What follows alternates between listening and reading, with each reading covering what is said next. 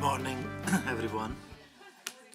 I would like to call this meeting of Public Accounts Committee to order and welcome everyone in attendance. My name is Irfan Sabir, MLA for Calgary Buller McCall and Chair of the committee. As we begin this morning, I would like to invite members, guests, and LAO staff at the table to introduce themselves. Who will begin to my right? My name is Jackie Armstrong-Hominick, MLA for Fort Saskatchewan-Vegreville, and good morning, everybody. Garth Rosal, MLA, Vermilion, Lloydminster, Wainwright. Good morning, Jennifer Johnson, MLA for Lacombe, Ponoka. Good morning, everyone. Brandon Lunty, MLA for Leduc, Beaumont. Good morning, Gary Sandberg, Assistant Deputy Minister for Municipal Services. Good morning, Ethan Bain. I'm Assistant Deputy Minister for Assessment and Grants. Good morning, everyone. Brandy Cox, Deputy Minister for Municipal Affairs. Good morning, everyone. Shakib Siddiqui, ADM Financial Services. Good morning, everyone. I'm Sean Awaziak, Assistant Deputy Minister for the Technical and Corporate Services Division. Morning, Doug Wiley, Auditor General. Good morning, Patty Hayes, Assistant Auditor General. Good morning, Court Ellingson, MLA, Calgary Foothills. Marie Renault, St. Albert. Good morning, Nancy Robert, Clerk of Journals and Committees. Good morning, Warren Huffman, Committee Clerk. Thank you. We will now go to those joining us online. Please introduce yourself as I call your name. Honorable Marlon Schmidt. Marlon Schmidt, Edmonton Gold Bar. Ms. Chantal de Jong. Chantal de Jong, MLA for Chestermere Strathmore. Thank you. A few housekeeping items. Please note that the microphones are operated by Hansard staff. Committee proceedings are live streamed on the internet and broadcast on Alberta TV. The audio and video stream and transcripts of the meeting can be accessed via the Legislative Assembly website. Those participating by video conference are encouraged to please turn on your camera while speaking and mute your microphone when not speaking. Member participating virtually who wish to be placed on a speaker list are asked to email or send a message to the committee clerk, and members in the room are asked to please signal to the chair. Please set your cell phones and other devices to silent for the duration of the meeting, and comments should flow through the chair at all times.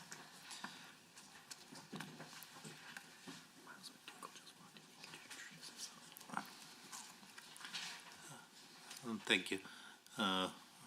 We're joined by MLA McDougall, so he can introduce himself for the record.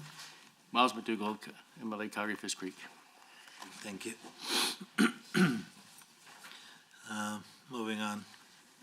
Members, are there any changes or addition to the agenda? If not, would a member like to move that the Standing Committee on Public Accounts approve the proposed agenda as distributed for its Tuesday, April 15, 2025 meeting?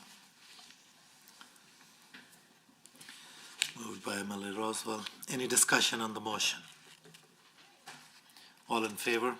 Aye. Any opposed?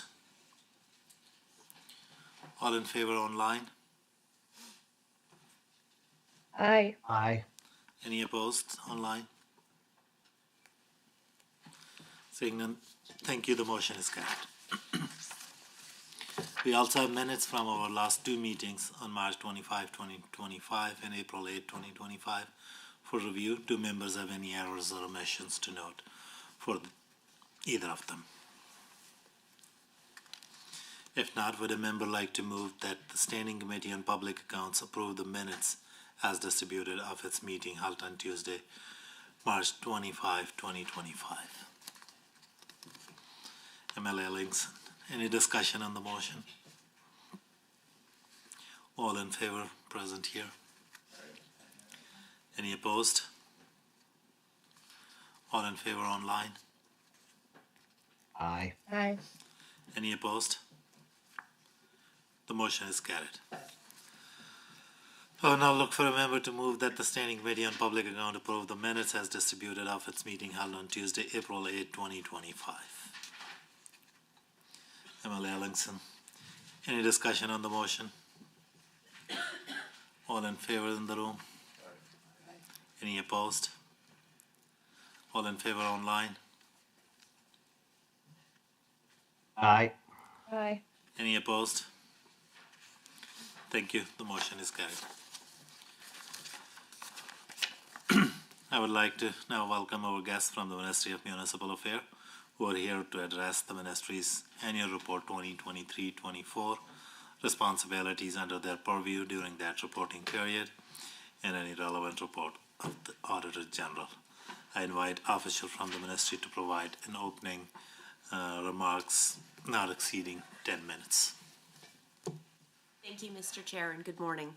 I'm pleased to present highlights from the Municipal Affairs Annual Report for 2023-2024 and to provide an update on the one outstanding recommendation from the Office of the Auditor General. You've already introduced my colleagues who are joining me at the table today. In 23-24, the Ministry delivered on commitments in its 2023-26 business plan. Municipal Affairs provides support for municipalities, guidance and training for local governments, property assessment and taxation supports, and investments in local infrastructure and public library services. We strengthen public safety through building codes and safety standards, and protections for buyers of new homes through warranty, requirements, and licensing for home builders. We work with our municipal partners to support Albertans and the communities that they call home, and this is all reflected in our latest annual report. As a ministry, we carried out significant business plan activities that advanced long-term goals.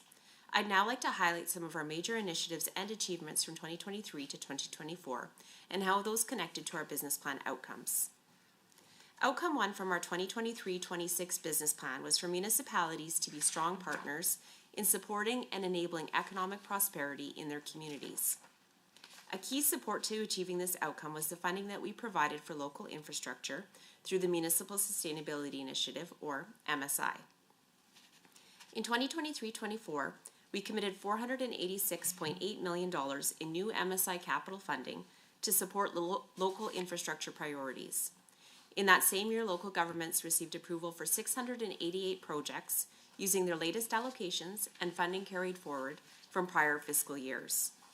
The 2023 funding level was the result of some front-loading of MSI funds into previous budgets to assist Alberta communities with more infrastructure dollars as they recovered from the COVID-19 pandemic in 2021 and 2022. On average, municipal governments received $722 million in MSI funding each year in 2021, 2022, and 2023. These were the final 3 years of the MSI program as we prepare to transition to the Local Government Fiscal Framework, or LGFF. For many years, local governments asked Municipal Affairs for a more predictable, sustainable funding program so that they could plan more effectively for their future. They didn't want the volatility of annual budget decisions to continue creating uncertainty for their capital infrastructure projects. In 2021, Municipal Affairs introduced the Local Government Fiscal Framework Act, and over the next 3 years, we worked with our partners to finalize the LGFF and all of its elements, including the revenue index factor, which ties infrastructure funding for municipalities to provincial revenues from 3 years prior. We also established a benchmark capital funding level of $722 million for all municipalities to remain consistent with the funding that they had been receiving on average over the previous 3 years. In November 2023, we announced the details of the LGFF capital program, and we also announced the formula that allocates funding between all municipalities apart from Calgary and Edmonton and Métis settlements. This ensured that they could start planning their projects well in advance of the launch of the program in April of 2024. The Ministry also administered funding support from the federal government through the Canada Community Building Fund and the Investing in Canada Infrastructure Program. This included initiating discussions with the federal government to extend the Canada Community Building Fund agreement from 2024 to 2034. All of these programs helped fund local infrastructure projects across the province, such as roads, bridges, parks and recreation facilities, transit, wastewater facilities, and more. During the 23-24 fiscal year, the government also signed a Memorandum of Understanding with the City of Calgary, committing up to $330 million to the development of the Calgary Events Centre. This agreement included a grant from Municipal Affairs of up to $30 million over 3 years to contribute to the construction of a community ice rink that will provide important downtown arena and event spaces that are not presently available. Through these various funding programs and partnerships, Municipal Affairs delivered on its commitment to support and enable economic prosperity in Alberta. Outcome 2 of the business plan committed the government to supporting Albertans living in viable municipalities and communities with fiscally responsible, collaborative, and accountable local governments. For example, the annual report details our delivery of the Alberta Community Partnership, or ACP.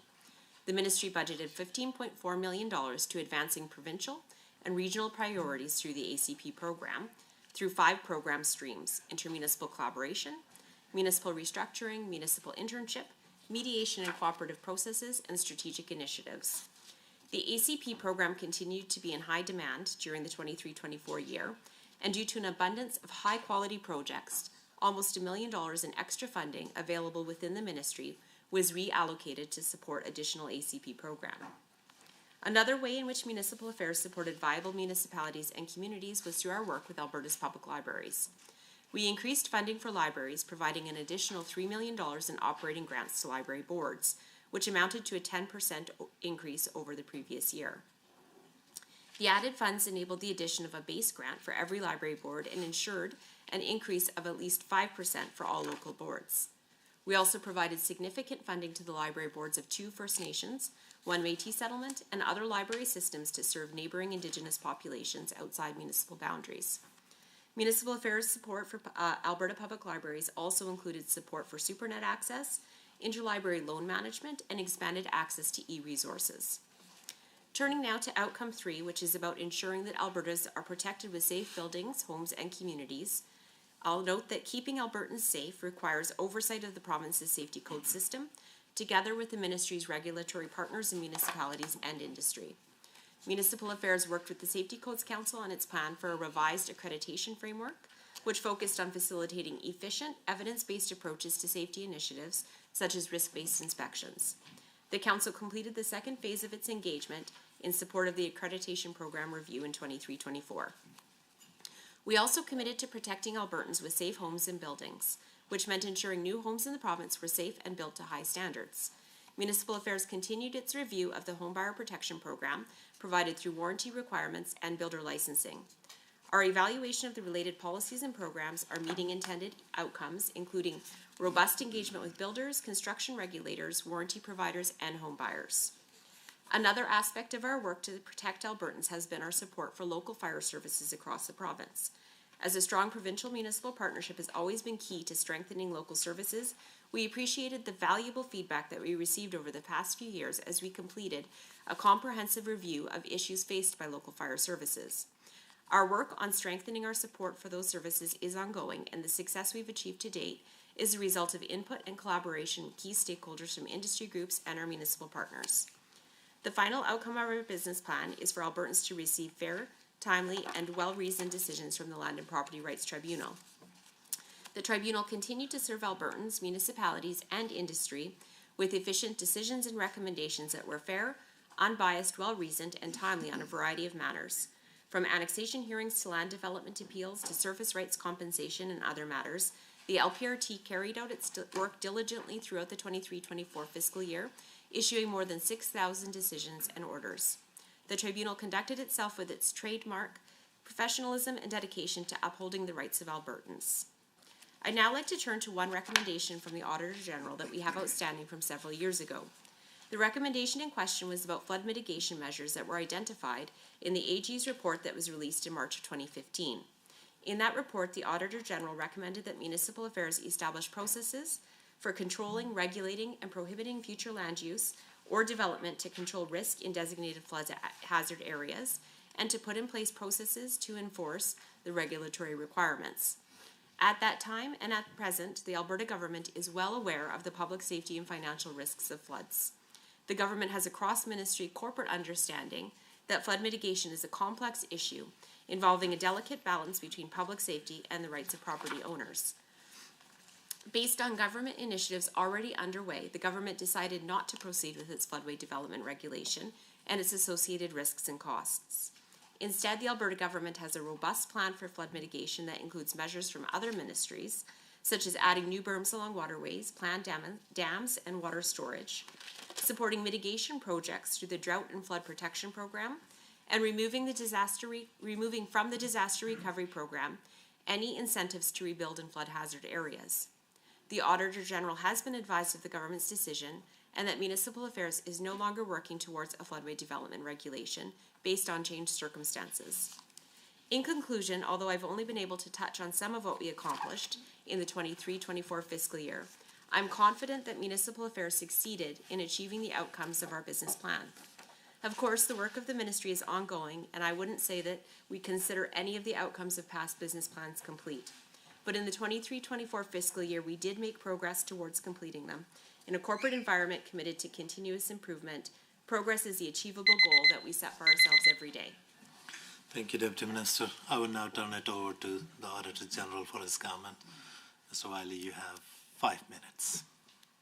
Thank you, Chair and committee members. As the Deputy indicated, we completed the audit in March of 2015, and it did relate to the flood mitigation systems that were in place. I want to just state and set the context, I think. This audit is all about processes to manage risk. At the time we originally did the audit, there were plans in place that we supported and we agreed with, that felt would manage and mitigate the risk. And in the report, I think just again to set context, we refer to the term hazard a fair bit, and we refer to the term risk. And there we define, and it's recognized within this system, that hazard is an event that can harm society. And the risk is the function of both the hazard as well as the consequences. And with respect to floods, the consequences of this flood hazard, at that time we indicated could include lives lost, injuries, property damage, business interruption, environment degradation, population displacement, and the disruption of social services. And in fact, on page 74 of our report, we report the consequences of that flood of June of 2023. Sadly, 5 people lost their lives. The rebuilding costs were estimated to be $6 billion. 100,000 people were displaced within 30 communities within the province. About 14,500 homes were damaged. More than 1,500 businesses were disrupted, and several schools, health facilities, and bridges were also damaged. The Deputy indicated the recommendation, and I just want to repeat it and focus on the word processes. The Department of Municipal Affairs should establish processes for controlling, regulating, or prohibiting future land use or the development to control risk in designated flood hazards, and put in place processes to enforce the regulatory requirements. At the time we did the audit, there were plans in place. We received a response to our recommendation, which is normal processes through an action plan that the department's put in place, and we agreed with that at the time. Just to take you through the timeline, so in 2015 we made the recommendation. It was accepted by Municipal Affairs, indicated it would be indicating a development floodwaters regulation. We certainly supported that. Again, our point is put in place processes, and this was determined to be the process. The plan was updated in 2020. There was still a plan to complete the floodway regulation. In 2022, we stated we were going to be doing a follow-up audit given the passage of time. And in March of 2022, there was still indicated that the floodway regulation was being developed. In April of 2022, we learned, actually, I believe it was at this committee, that options were being developed, and a proposed plan was being submitted through to Cabinet. Now, when we do our follow-up work, you all know that we complete an assessment of implementation plan. We discuss that with management, and that outlines the follow-up work that we'll be doing and the expectations that will be put in place. At the time, Municipal Affairs indicated that the regulation would likely not be put in place, but that we would be receiving updated actions, analysis of how actions mitigate public safety and the financial risks from floods. So it's within that context, Chair, that our follow-up work will be done, be completed, and we'll be reporting on that very issue with respect to the processes that are put in place to mitigate the risks. We're at the final stage of that, and we'll be publicly reporting it soon. and the committee will have a copy of that report. So concludes my opening comments. Thank you. Thank you, Mr. Wiley. We will now proceed to questions from committee members. We will begin with the official opposition. You have 15 minutes. MLA Renault. Thank you, Mr. Chair. Excuse me. Local Authorities Election Act on page 25. So my questions will be based on page 25. I note the ministry states a number of concerns were raised by municipalities and by electors in letters to the minister during the October 21 election, the local election period.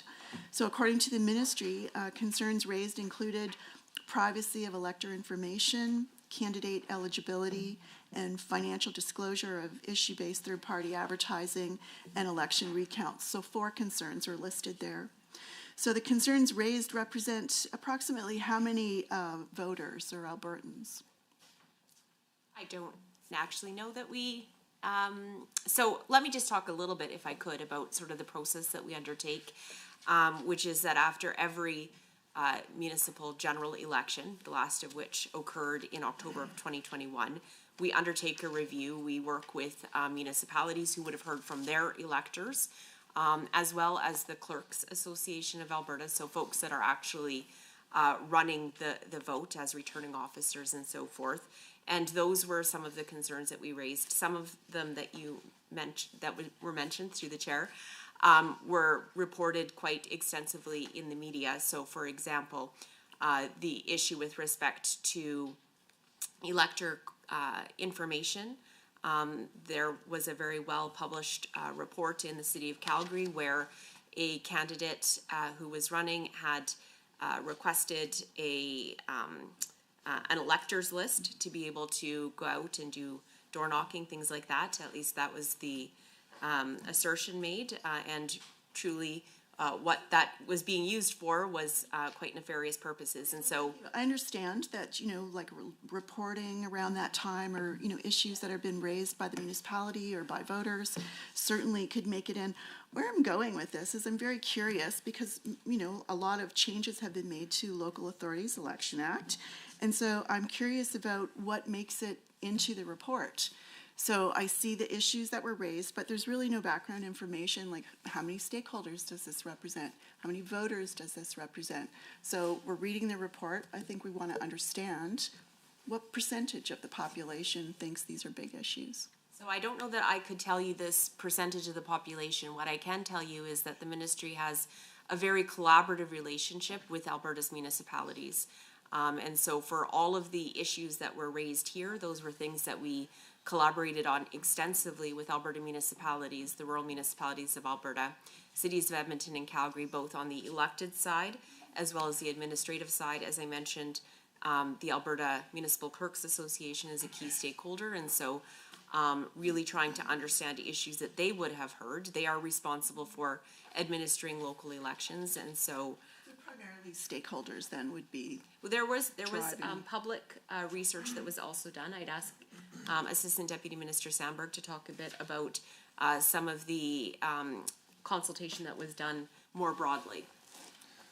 Thanks, Deputy.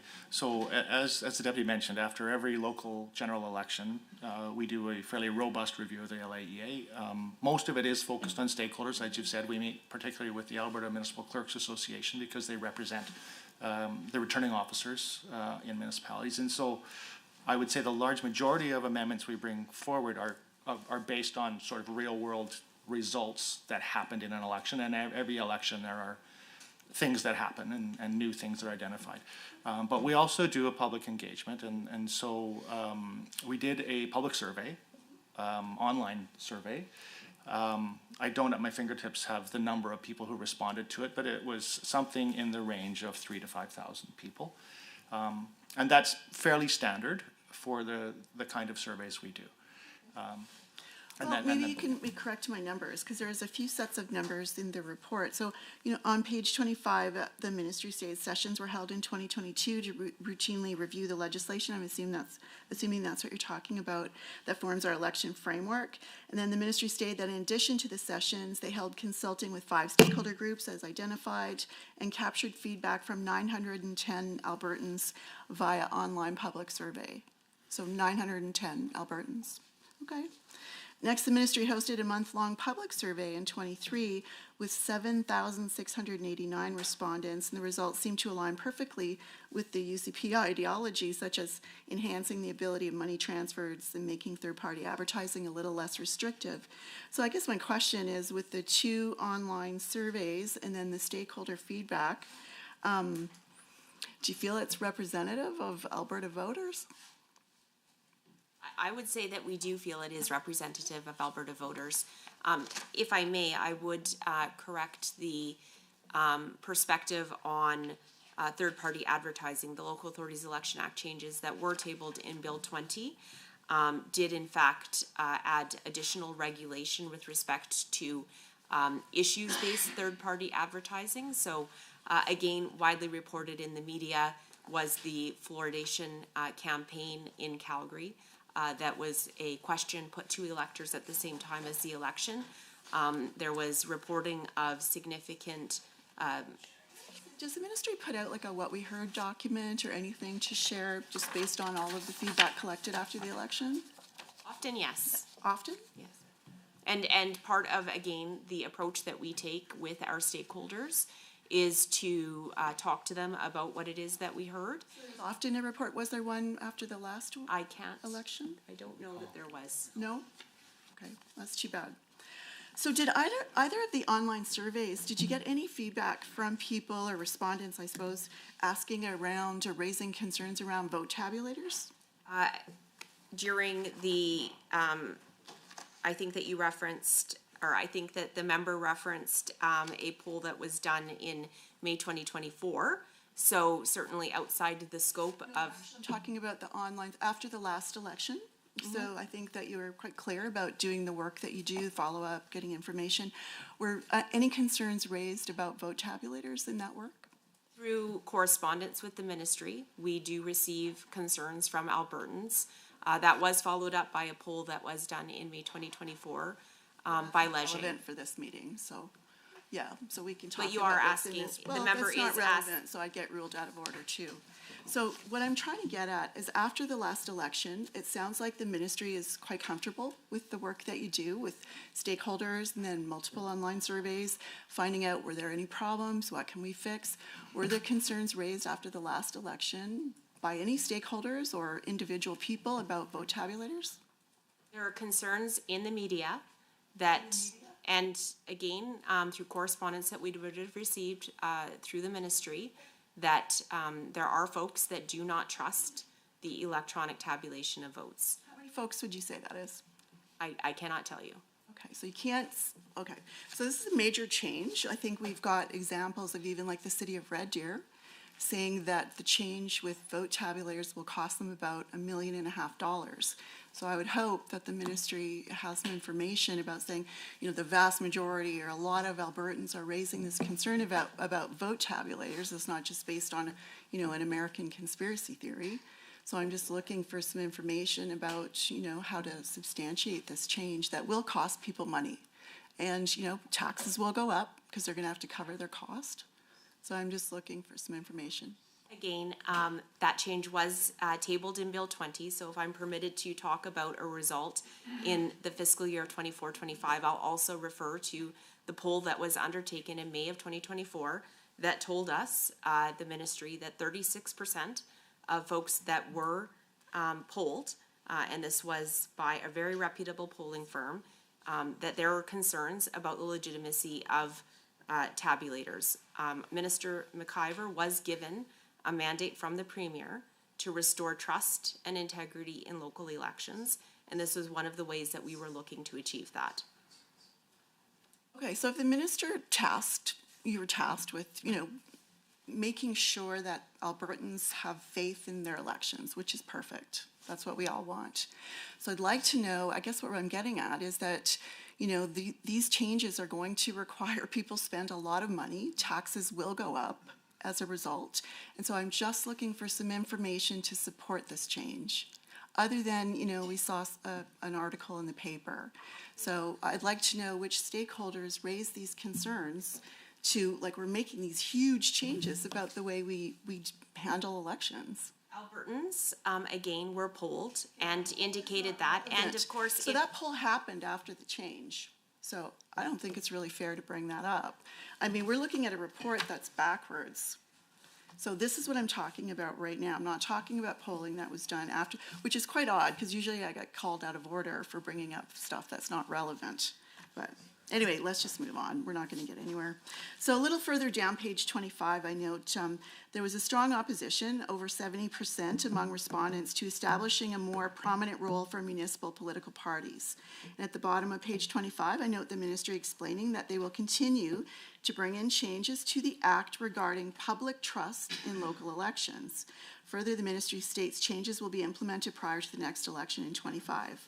Now, Bill 20, which was prepared and passed in 24, paved the way for municipal political parties, and gave Cabinet the ability to interfere further in municipal politics by removing people, the removal of vote tabulators, the introduction of large corporate donations, and the introduction of far less transparency in elections, with the addition of internal nomination processes. So it is public record that Alberta municipalities, one of the 5 stakeholders we rely on, are opposed to the proposed changes via Bill 20. And again, I raised some of the concerns. So where in the annual report may we find support for the significant changes that we saw in Bill 20? So with respect to the establishment of local political parties, important to clarify, local political parties were always allowed in Alberta. And in fact, what Bill 20 has done is restricted local political parties from forming in any municipality other than Edmonton and Calgary. And in Edmonton and Calgary, now there will be transparency, including with respect to potential financial contributions to those parties. And that is something that has gone a ways in terms of trying to reflect the accountability back to the electors. Okay. Does the ministry have any proof that electronic tabulators pose risks to the election integrity? I would suggest that it doesn't actually matter if there is proof with respect to the electoral view of whether or not they pose a risk.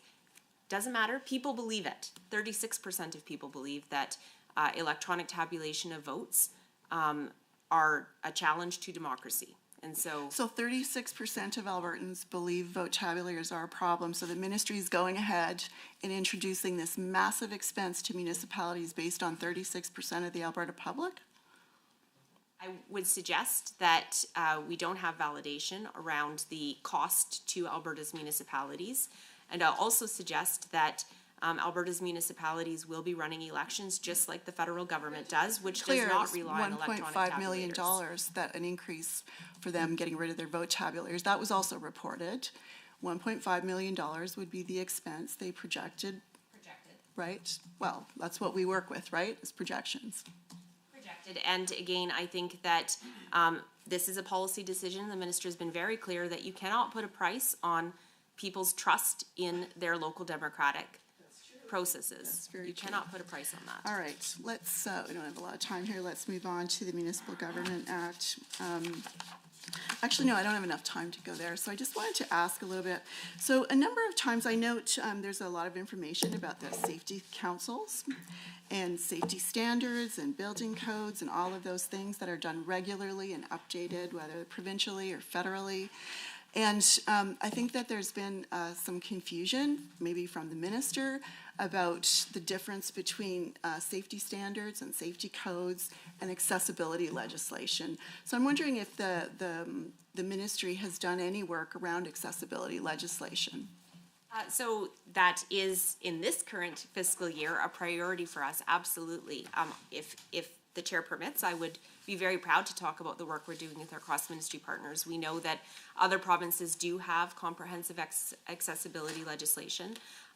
In Alberta, it is sort of in many different places and in many different ministries, and so we are working to understand what gaps there are, if any, and then to be able to potentially investigate whether that is something that we'd want to do. It's work that we're collaborating on with the Canadian Standards Association, and I think that we'll look forward to being able to talk about the outcomes of that work in future Ministry years. is looking at accessibility legislation that encompasses all areas of Currently government. looking at the comprehensive legislation that other provinces have to understand if there is a gap amongst all of our pieces of legislation. Has the ministry had access to the Disability Advocates report on the need for access? Thank you, Deputy Minister. You can answer that in the next round, but now we will move to government members for 15 minutes of question. MLA Lunty. Well, thank you, Mr. Chair. Thank you to the deputy and her officials for joining us this morning. Certainly appreciate this opportunity to get to ask a few questions about the important work that you guys are doing and make sure that we are continuing to have great relationships with our municipalities. So through the chair, I'd like to start on page 37 of the annual report in relation to municipality viability review process. So this process is enabled through the Municipal Government Act, provides a framework to evaluate the viability of a municipality encountering significant challenges. And so municipalities that are facing viability concerns have the option, of course, to dissolve themselves in order to become a part of a neighboring municipality to help ensure long-term viability going forward. So again, through the chair, I'd like to ask the Deputy Minister, could you please explain to this committee how many municipalities chose the option to dissolve during the 23-24 reporting period?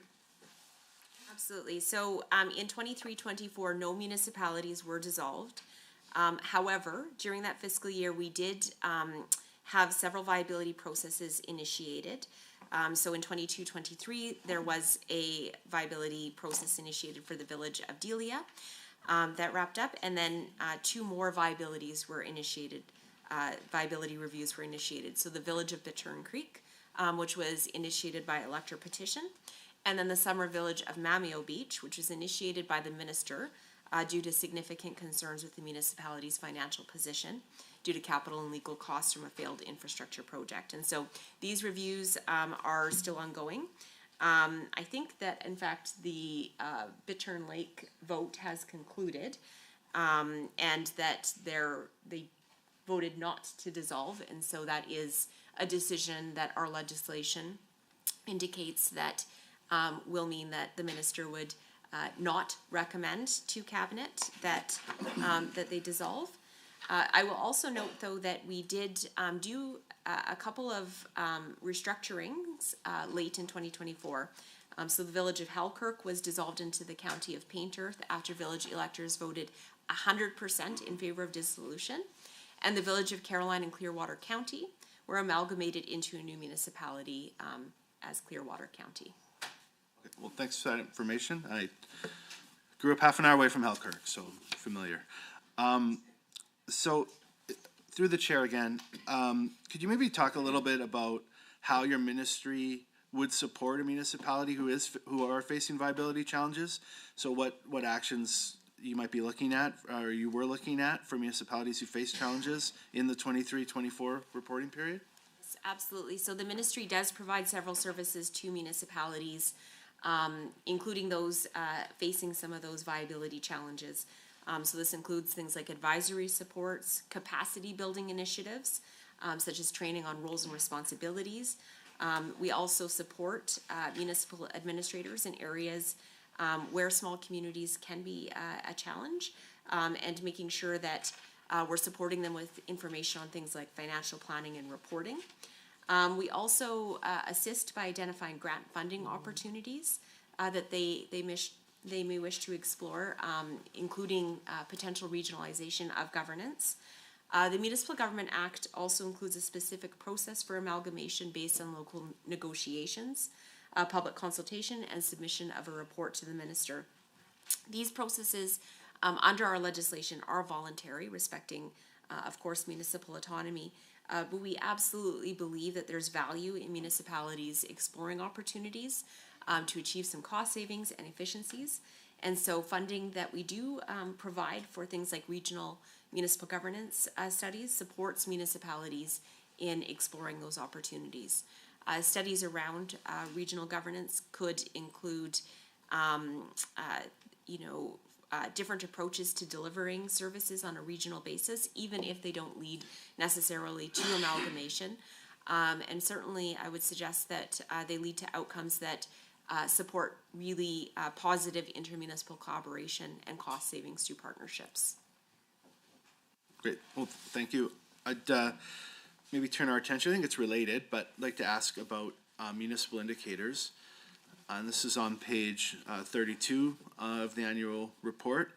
So I think they're described as measures to determine the continued health and longevity of municipalities across Alberta. I see there's mention of some non-critical indicators, such as tax collection rate and interest in municipal office. But I want to touch on some of the more critical indicators a municipality could put forward. So through the chair to the deputy, could you please provide just a little breakdown for our committee of critical indicators which were flagged during the 23-24 reporting period? Absolutely. So the audit outcome indicator was flagged by the Village of Murnum, as there was a note through their audit regarding a going concern in its audited financial statements. Ministerial intervention was flagged for the City of Chestermere, as well as the villages of Champion and Halkirk. The ministry interventions, for a bit more reference, included 4 ministerial orders that were issued for the City of Chestermere regarding an inspection, appointment of an official administrator, and a corresponding extension of the official administrator appointment, removing councillors and CAOs and appointing a CAO, as well as conducting a by-election. A ministerial order was also issued for the Village of Champion to extend 2 directives from the result of previous intervention, and for the Village of Halkirk to extend a directive, again, coming out of their viability review process. Well, thank you very much for that information. I'd like to continue on page 32. So on page 32 of the annual report outlines the Municipal Measurement Index. So this is an online dashboard which allows Albertans to access information about their community's financial and business indicators. So through this tool, Albertans can learn more about their municipalities and stay updated on information which is pertinent to them. So I think this is obviously a really important way that municipalities can stay connected to their citizens and make sure that people are engaged and understand what is happening in their own communities, and it gives them a little better sense quantitatively what is going on in their communities. So I'd like to ask through the chair to the deputy minister, could you please explain how Albertans can access the Municipal Measurement Index and how it can be used for the benefit of Albertans across the province? Absolutely, and in fact, this is an initiative that we're very proud of at the ministry, not just because it provides important information to Albertans, but because our staff in our information services team have just initiated such tremendous leadership at making this a user-friendly portal for folks. And so, if I may, the dashboard can be found online at alberta.ca/municipal-measurement-index, and I'd encourage everyone to go and see the great work of this team. The Municipal Index allows Albertans to compare selected fiscal indicators for different municipalities and provides insight into the similarity of municipalities when comparing results. And so the Municipal Index value is based on the relationship between population, equalized assessment, and the geographical area of the municipality. And so the closer an index value between municipalities, the better results for the comparison will be. And so happy to provide a bit of an example in terms of how Albertans can benefit from this index. So an individual that's considering moving to the Edmonton metro region could compare residential tax rates from municipalities within the region when considering things like cost of living. Likewise, a business that's looking at operating in the region could compare non-residential tax rates in different municipalities when determining where they'd like to establish their operations. Albertans can also explore things like average timelines for decisions for building and development permits, subdivision applications, business licenses, when making decisions about where they'd want to undertake development. And so, again, really proud that this does support informed decision-making for Albertans and contributes to transparency of local government by allowing folks to be able to make meaningful comparison of key fiscal information available to empower Albertans to engage with their local governments and hold them accountable for the decisions that they make.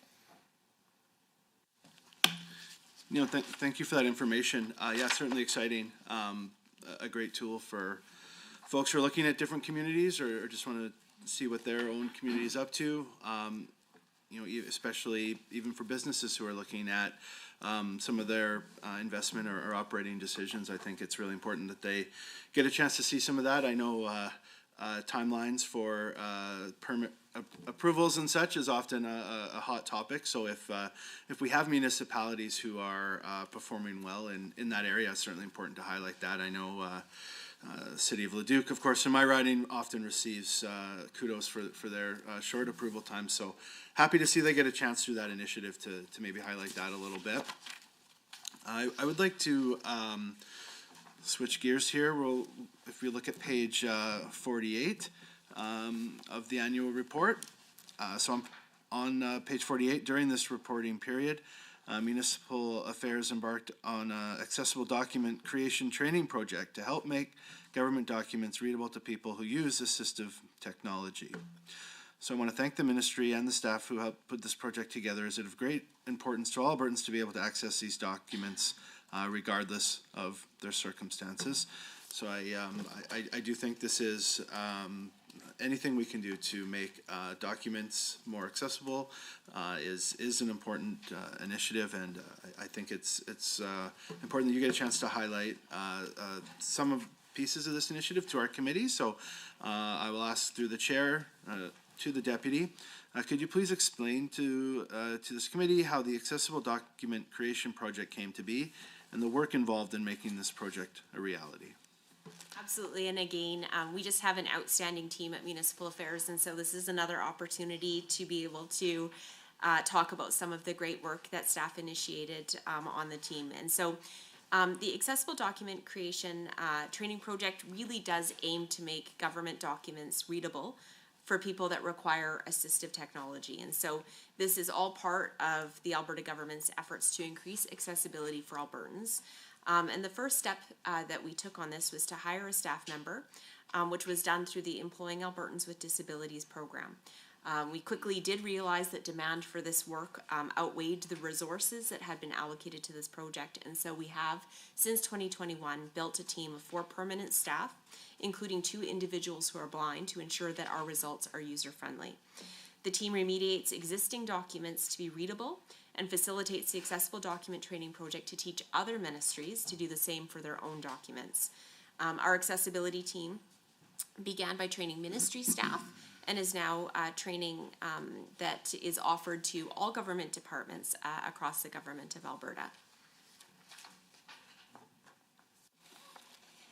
Well, thanks. It sounds like that's certainly an exciting initiative. If I just have a quick follow-up on that, again through the chair, do you know how many Alberta Public Service staff were given this accessibility training? And if you can maybe talk a little bit on the background as to some of the committees which were included as part of this project? So the accessible document training is something that we regularly offer to staff from across the Alberta Public Service. We do that through both virtual and in-person sessions. I would also just note that our accessibility team also works with public library boards, library staff, trustees, and staff at regional library systems by request. And in fact, we just finished up some training with the Southern Alberta Libraries Conference in Lethbridge. So accessibility training has also been delivered to municipal councillors and chief administrative officers through the regional annual training sessions that the ministry provides. In this last year, we delivered training to over 350 Alberta Public Service staff, and since the program began, so to get direct to your question, 1,600 Alberta Public Service staff members have been trained, along with 150 staff from library boards across the province.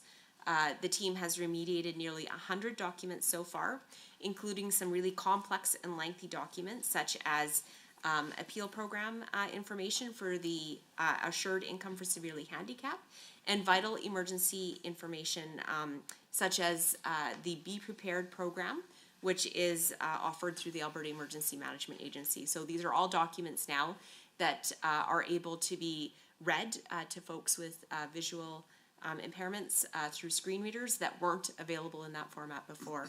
I'd also note that remediation is just one part of it, and that part of the training is about how to make sure your documents are accessible from the get-go. And so that's a really important piece of the work, is to have documents that we are creating as the Alberta government in service of Albertans to be accessible from the start. Yeah, great. I appreciate that, Deputy, and once again, thank you and your officials for providing us with that great information today. Thank you, Member Lenty. We will now move back to the official opposition for 10 minutes block of questions. Thank you, Mr. Chair. Yes, thanks for coming and spending some time with us today and responding to some of our questions about the annual report. Through the chair, I'm going to ask some questions about oil and gas property tax incentives and the assessment model. On page 24 of the report, we can see that it discusses, I believe it's outcome 1.2, work with industry and municipal stakeholders to co-design and begin implementation of an engagement approach to modernize the assessment models for regulated property. The ministry reports that they did a review the regulated assessment models in 2020, but chose not to implement any recommendations, and I quote from the report, as a result of feedback received from both municipal and industry partners. So my question is, I'm curious, did the review not include municipal and industry partners? So certainly we did initiate a review of assessment models, which is a challenging process. The initial review is one where we had industry, we had municipalities, not necessarily talking together. And so one of the things that we wanted to do this time... Okay, I'll get to that in a second. Sorry for cutting you off. I have a few more questions and I can go back to what you were about to say. Were that initial review, was it made public? The results of the initial? Yeah. I'm sorry. Through the chair. So the initial review, were the results of that initial review made public? I actually don't know the answer to that question because the review did not proceed. So the review was not seen as successful. Stakeholders were unhappy with the process, which is why we, and I understand you'll ask the question again, but why we decided to launch the process in a different way. And so coming out of that review... Tell us today maybe a little bit about like what they were unhappy about, like some of their expressions of discontent. My understanding was that a lot of it was the models weren't as transparent as they would like. I'd ask Ethan Bain, Assistant Deputy Minister of Municipal Assessment and Grants, to supplement. Sure. I think going back to the 2020 review, from a municipal perspective, they looked at the 4 different scenarios that were the outcome of that review, and they were certainly concerned about the degree of assessment shifts that would occur, particularly for municipalities that had a lot of mature oil and gas assets in their jurisdiction and would have seen the value of those decline potentially. From an industry perspective, I have to remember in 2020, this was sort of a very volatile time economically. Post-COVID, industry was facing sort of oil price declines. There was a lot of uncertainty among a number of different industrial sectors, and so that was really the root of their concern. So on the municipal side, I think it was the assessment shifts that could potentially have resulted, and on the industry side, just the overall economic climate. They didn't have a lot of support for moving forward with changes. Okay, thank you. And through the chair, rather than proceed with some of the things that you had learned through that review, the ministry implemented measures to support economic recovery and provide certainty to industry, investors, municipalities, and other property taxpayers. I guess I'm curious that you did a review process, there was discontent around the review, and then you came up with these other measures. Can you tell us a little bit about how you came up with those other measures?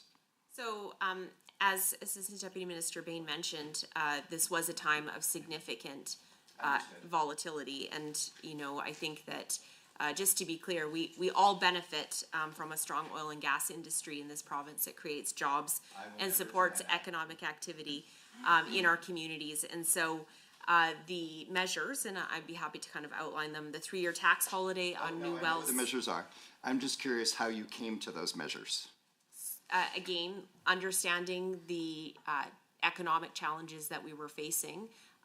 One of the things that Assistant Deputy Minister Bain mentioned was the challenge particularly around things like shallow oil and gas wells. And so that is a measure that actually continues today. So a reduction that is offered for additional depreciation on lower producing wells because they are lower producing. So looking at. Thank you. Yeah. Through the chair, so the measures implemented, it's estimated provided approximately 122 million in property tax benefits to oil and gas companies. And just to be clear to the committee, I also will never deny the benefits of oil and gas to this province and our communities. I grew up in Valley View, Alberta, which is pretty fixed to oil and gas, and every member of my family worked in the patch. I'm just wondering though, could you provide us some documentation about, like, it talked about providing certainty to these different stakeholders. Could you tell us about how these tax measures that were implemented provided certainty to the municipalities? So I think that one of the things that we hear even through the assessment model review process that we're undertaking right now is the predictability of measures like depreciation and wanting to be able to provide a climate where, again, understanding economic volatility, wanting to encourage and incentivize the development of new oil and gas activity. And so we did see the opportunity for new drilling to be undertaken and new wells and pipelines to be built. And so there was a 3-year tax holiday which ended in 2024. And so municipalities understood that it was 3 years, it was time fixed, and that they would benefit from that significant activity that may not have occurred otherwise. So thank you for that. That cleanly segues into 2 other questions that I have. So one other question that I have is, I fully appreciate the volatility that was happening in 2020. We all know what happened to the price of oil. I'm curious though, I'm also curious of the choice of a 3-year time fix rather than a choice around the price of oil. The concern was the volatility of the price of oil. So at the time, the price of oil was, the oil price plunged in 2020. I think in one moment it was negative, which certainly is not going to incentivize new drilling. However, the price recovered in 2022. So indeed in December of 2021, the price of WTI had already recovered to $66. That's about $10 higher than it was on Friday. So I'm just curious that those measures expired in December, but the price 2 years before that was higher than it was on Friday. Just explain to me why it wasn't a price fixed measure instead of a time fixed measure. So again, looking at creating investor certainty and a climate that would incentivize development. So, you know, the idea was that new wells and pipelines could be put in place, hopefully on the front end of that 3-year tax holiday. They could benefit during that time when there were commodity challenges, as you've mentioned. So we know, now you've clarified what you were hoping would happen from these measures. Can you tell us, can you provide us with data of new wells that were drilled? What I can tell you is that we know that there's over $33 million in tax that can be now collected on those new wells and pipelines. And so that is a significant amount of funding for our municipal governments. So this is 33 million, like just net new purely because of the new well was drilled, no other factor. That's right. So the amount of tax, again, not just for municipalities, I should just clarify as well that Albertans benefit through the education property tax from this type of activity as well. Right. And so that's the amount that came as a result of So this is a perfect, another segue into that property tax that would accrue to municipalities. So these tax incentives, as you've indicated, I think you said 33 million new dollars in taxes that would be collected from those drills, but we also have a problem with oil and gas companies not paying their property taxes. And so at a time where tax incentives were put in place to incentivize new drilling, you're indicating that new drilling has taken place, that new taxes could be collected from that new drilling. And yet, in December of 2023, there was 122 million of unpaid property taxes to municipalities. That is correct, and something that our ministry, in collaboration with Energy and Minerals, have been very focused on. Thank you, Deputy. We will now move back to the government for 10 minutes of question, and MLA Strong Hamanek. Thank you, Chair. Chair, through you to the Deputy Minister. First of all, I want to thank you for coming in this morning and answering our important questions and for all the good work you do. Deputy Minister, Chair, through you again to the Deputy Minister. The Local Government Fiscal Framework, LGFF, is a funding mechanism that supports local governments with capital infrastructure and operating grant support. I'm interested in exploring the consultation process with varying types of municipalities in this program. And first question, Deputy Minister, is what does this engagement process look like for municipalities who are seeking funding? Thank you to the member for the question. So, as I've already mentioned, something that we pride ourselves on at Municipal Affairs is the collaborative approach that we take with our municipal partners. And so, prior to implementing the LGFF, we did engage with municipalities, Métis settlements, and their associations on the design of the new program. So this included a survey that was sent to all local governments, as well as collaborative administrative level working group meetings with municipal associations, the Métis Settlement General Council, as well as the cities of Edmonton and Calgary. This involved many meetings to discuss in detail proposed aspects of the program to ensure that they were designed to reflect municipal priorities.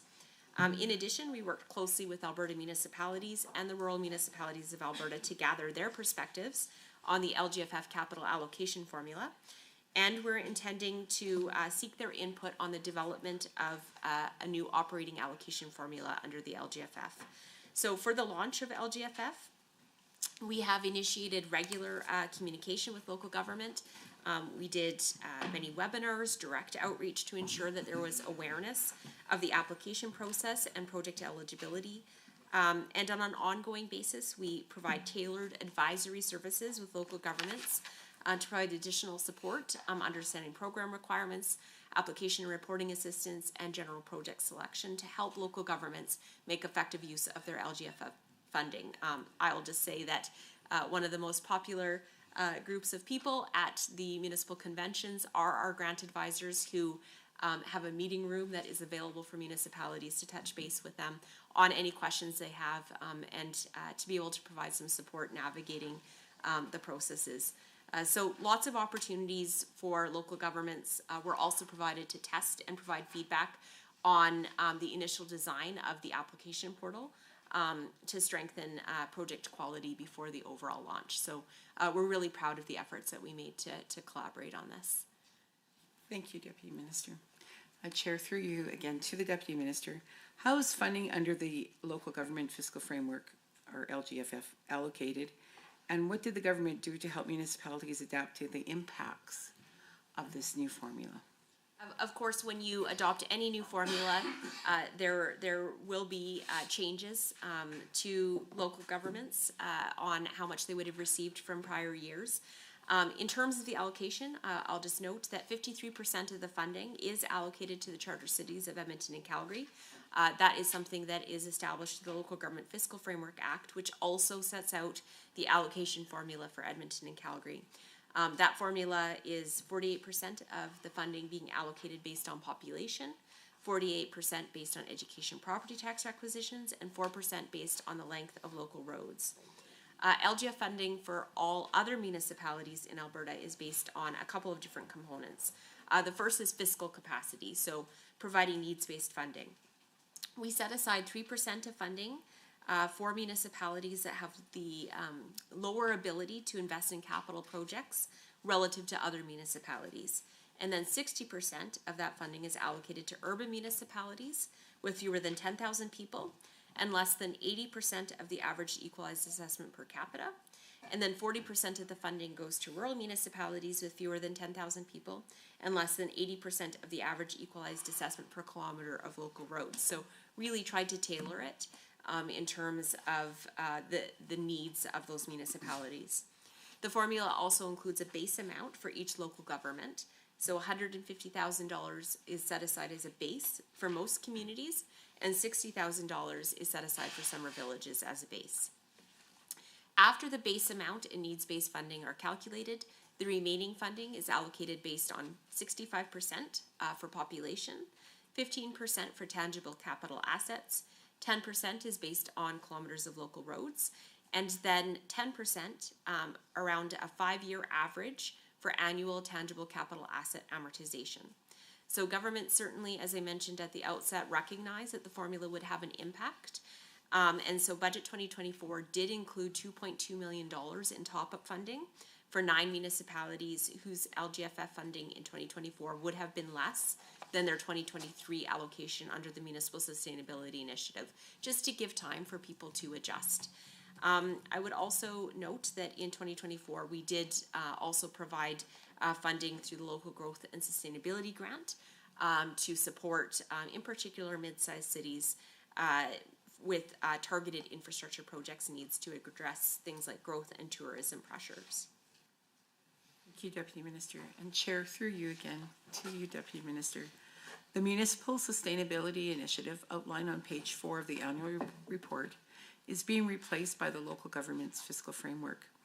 The Municipal Sustainability Initiative has provided a significant amount of funding to municipalities and Métis settlements since 2007, which has had far-reaching impacts for residents and communities over the years. Deputy Minister, can you share some of the significant benefits and achievements for the program? Absolutely. So the Municipal Sustainability Initiative objectives were to work in partnership with municipalities to manage growth pressures, to provide municipalities with sustainable funding, and to support core infrastructure needs. And so there were 2 components under MSI, so MSI Capital and MSI Operating, and local governments were allocated more than $15.2 billion while the program was in place between 2007 and 2023. MSI Capital supported the construction of extensive new infrastructure, directly enhancing municipal capacity to meet growing community needs.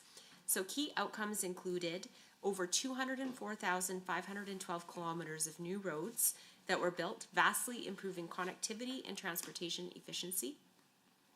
The program contributed 102.54 kilometers of new rail and LRT tracks, supporting sustainable urban mobility. Construction of 2.8 million meters of water lines and 719,000 meters of wastewater lines enhanced access to clean water and sanitation.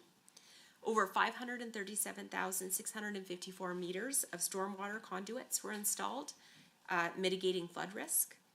Municipalities also benefited from 5.2 million square meters of new buildings, including civic centers, recreational facilities, and administrative offices.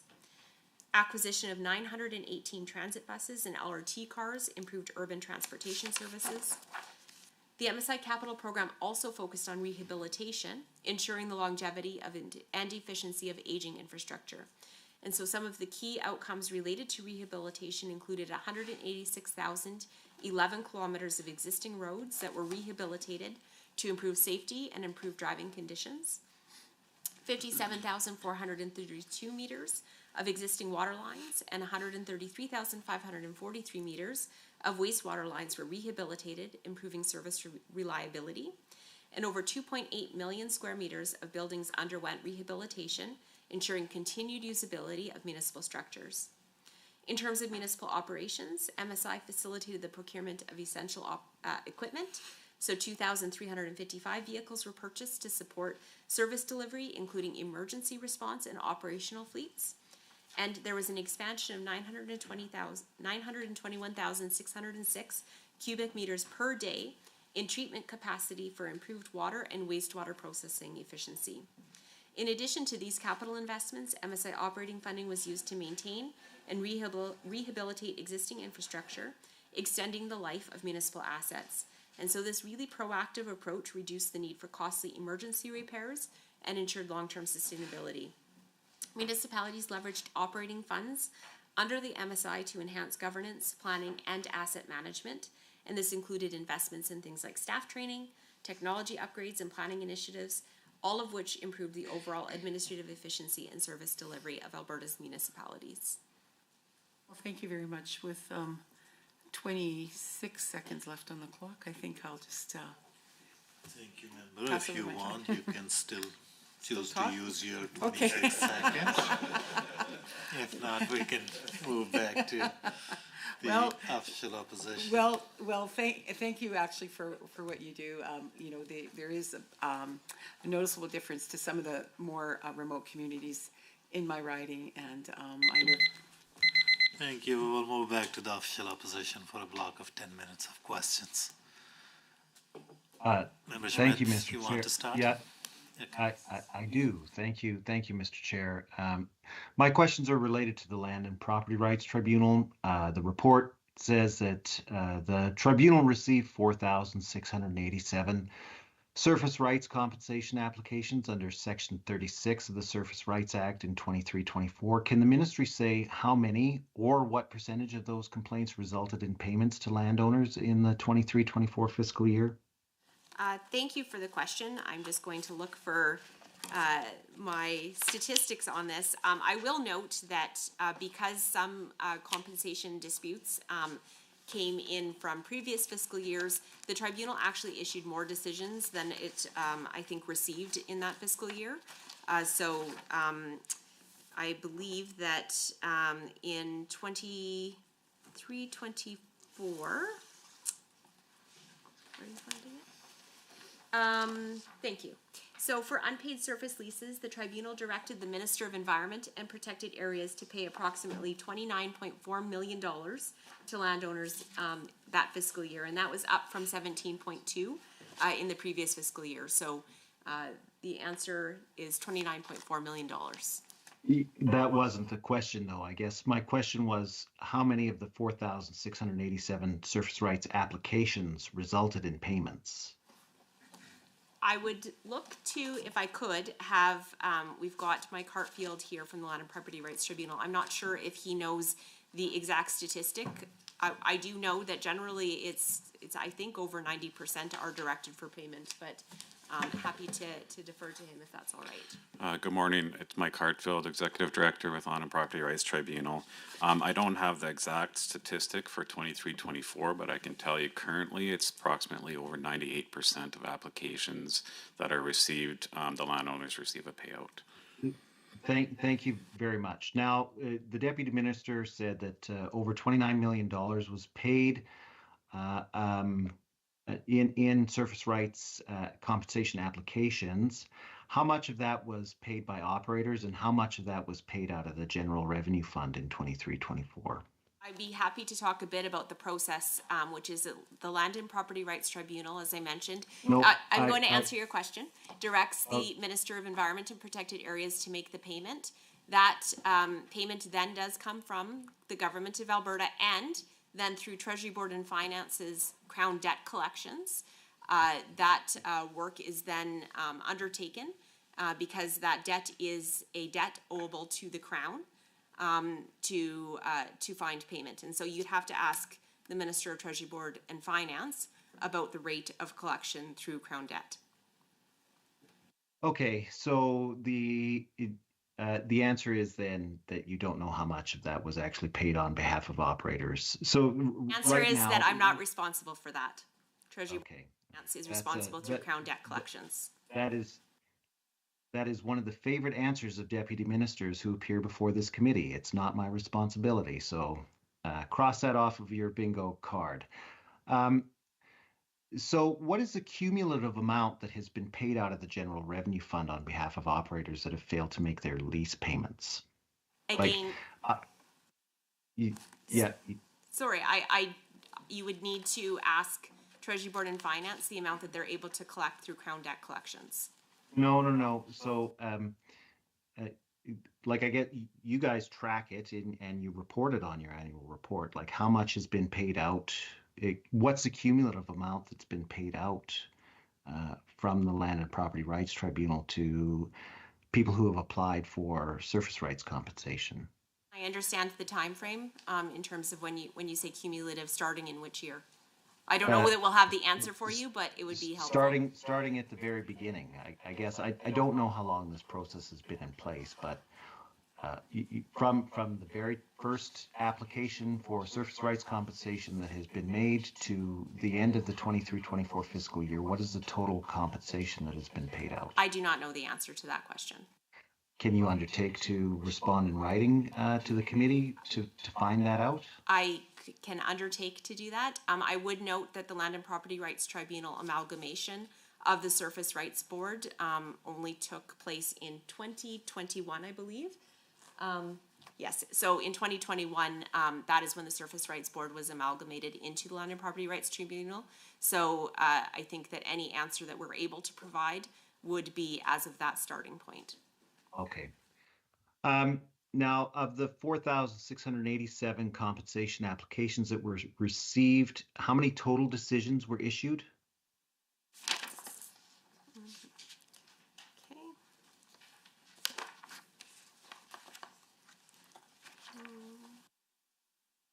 I'm just looking to see if I have an answer for you on that.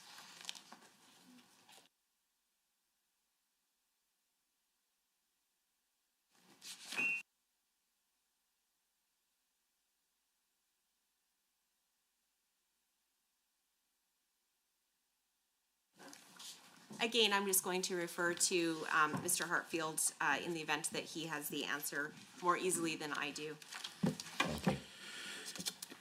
Good morning. In 23-24, we received 4,687 recovery of compensation applications, and we issued 5,612 decisions or orders, as we call them. Okay. So I guess it's hard to figure out how many of the ones received in 23-24 actually received decisions. You don't track it by fiscal year? Well, we have a rolling inventory of applications just due to the volume. From time to time, we do incur a backlog. Okay. I'm just curious, so the report mentions a couple of targets for issuing decisions. What percentage of the complex cases had decisions issued in the 210-day target timeline? I do not have that statistic handy. Can you respond in writing? Absolutely. Thank you. And my second question is, what percentage of routine cases had decisions issued in the 90-day target timeline? I assume you don't have that, but if you could respond to the committee in writing as well. Certainly. Thank you. So, and then of the 4,687 applications. Through the chair, can I answer? Yeah. The Minister has that answer. So yes, she I think I do. So routine. Oh, maybe I don't. I'm sorry, I'm looking at the wrong. Get my hopes up. So I apologize. How many of the 4,687 applications that were received in 23-24 hadn't had a decision issued by the end of the fiscal year? We can endeavor to find that information. However, I can't guarantee if we do have those statistics. Okay. Now, the report mentions that the government streamlined the process of dealing with compensation applications by combining orders for Section 36.4 and 36.6 payments. So the 36.4 is an issue to pay on to the operator, and then 36.6 is an issue or is an order to the government to pay. Now, why did the ministry combine those two orders to so-called streamline the process? It was essentially a streamlining matter. That's why we did that. Yeah, to shorten. Yeah, just to shorten the timelines for issuing these decisions. Yes, thank you. I said in my question that I know that it's streamlining, and so when you tell him that it's to streamline it, like you're repeating back to me what I said. why would you combine those two things when one is a payment from the operator and the other is a payment from general revenue fund? Like, I understand the desire to make sure that landowners get compensated, but are you short-circuiting the ability of operators to pay? Like, are you just putting the government's hand up to pay on behalf of operators and putting more financial risk on Alberta taxpayers by doing that? I would have to consult with legal on that and provide you a more robust answer. Okay, thank you very much. I'm just wondering, so, the report is quite clear that the amount of money that's paid out in surface compensation from the General Revenue Fund has been climbing steadily over the last number of years. What work is this ministry doing to prevent future liabilities from falling on the General Revenue Fund? The work of the Land and Property Rights Tribunal comes on the back end, and certainly there's work in other ministries like Environment and Protected Areas, Energy and Minerals on things like a liability management framework to get at the proactive issues that are causing some of these challenges. And so what we're responsible for is the back end when there are issues around compensation. Okay, does it Land and Property Rights Tribunal, like, how many of those ongoing compensation payments are made by companies that have been delinquent year over year? Thank you, Member. Now we'll move back to government for 10 minutes block of question. MLA McDougall. Thank you. Thank you very much for coming here today. In the annual report on page 64, there is reference to the review of new homebuyer protections. And I see that the ministry originally completed 2 phases of engagement under the Residential Protection Program to better understand the issues and to gather input on possible solutions. So through the chair, can the Deputy Minister please share the status of that review with the committee? So the first phase of the new home buyer protections review did include targeted engagement sessions with technical, compliance, and consumer subject matter experts in order to seek input on issues and options to improve new home buyer protection policies and programs. The second phase of the review covered a more generalized audience in order to gather Albertans' perspectives through a public survey on the application of the new home buyer protection policies and programs. We also held a third engagement session in 2024 again with a similar group of technical, compliance, and consumer subject matter experts in order to have some more focused engagement sessions, stakeholder interviews, written submissions to get more insight and inform the proposed improvements to the home buyer protection policies and programs. Thank you. What are some of the enhancements that took place during this period of time following this review that would increase the protections for purchasing a new home? So the feedback that was gathered through these 3 engagement sessions were categorized and then used to guide recommendations for enhancements to the Alberta Home Buyer Protection web pages, the creation of new educational materials, and I think very importantly, the recommendations led to the proposed legislative changes to the New Home Buyer Protection Act and Safety Codes Act, which are contained in Bill 50, so just recently tabled in this session through the Municipal Affairs Statutes Amendment Act 2025. And so the proposed changes, again, that came through this engagement include things like expediting approvals for owner builders, expanding exemptions for home sales, protecting future home buyers, restoring appeal rights, and accessing expert-driven guidance. And so I would just note that in addition to the changes that are proposed in the Municipal Affairs Statutes Amendment Act, we would be looking to make additional regulatory amendments to strengthen builder licensing, as well as improving warranty dispute resolution that will include further stakeholder engagement sessions. Well, thank you very much. Well, I certainly know that this program is critical for a lot of home buyers building new homes, and it's good to see that the enhancements in place and the improvements from this engagement process. On to another topic. On page 65 of the annual report, it mentions the fire service review, which highlights opportunities to enhance the service delivery of fire service programs. This seems like quite a large undertaking with a lot of moving parts. I see that phase 1 was completed in 23-24, and phase 2 was to be completed in 24-25. Could the Deputy Minister provide some more information on the fire service review and what was completed during this phase 1 period? Absolutely. So, very important work that was initiated through this review.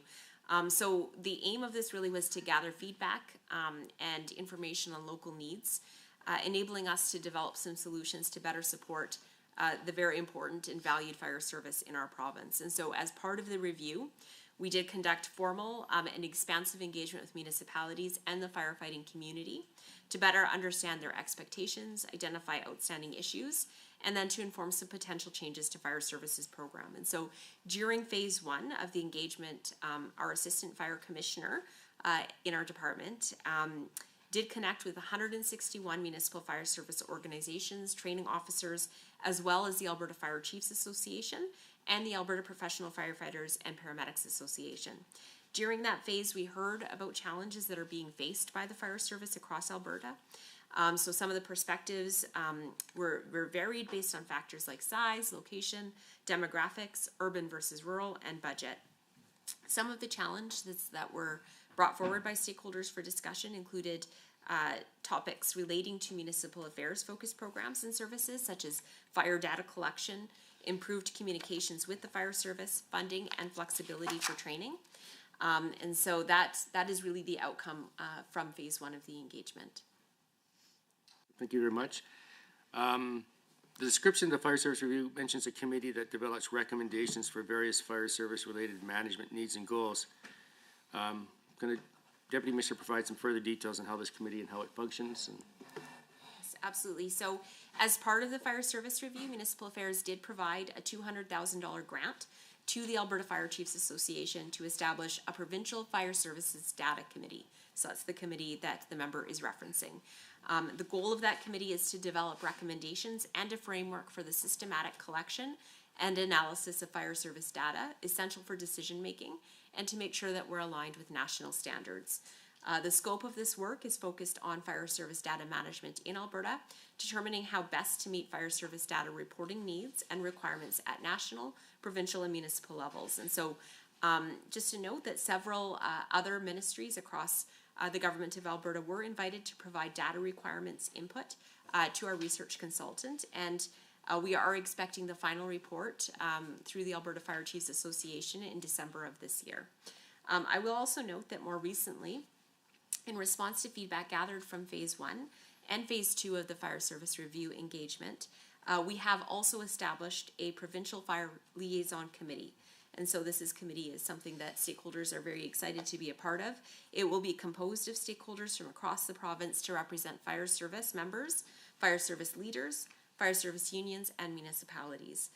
Representatives from some of our partner ministries and technical experts from within Municipal Affairs will also serve on the committee as advisory members to support the work of the committee.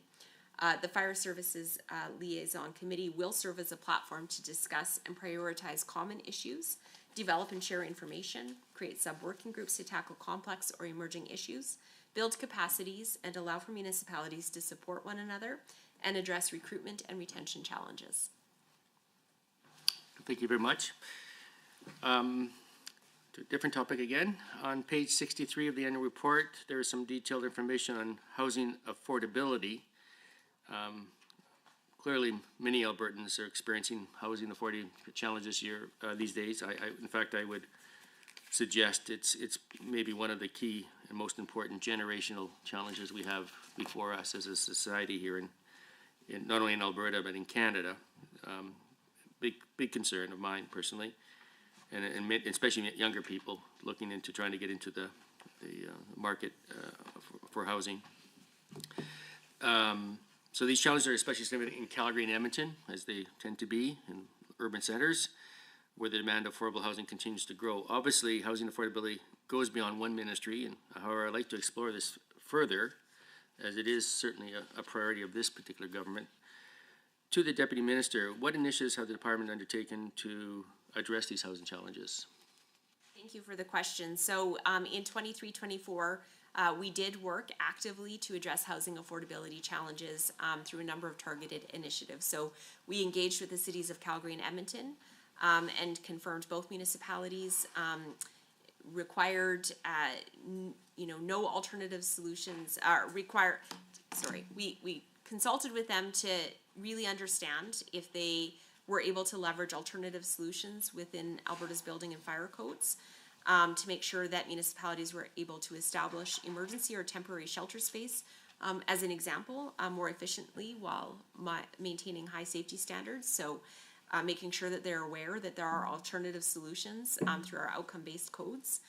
We also worked with the Safety Codes Council to undertake stakeholder engagement and to develop a framework for a new accreditation model that will support risk-based approaches. And so this should support municipalities to conduct faster inspection processes for construction where there is low risk, and for builders that have a credible and safe construction record.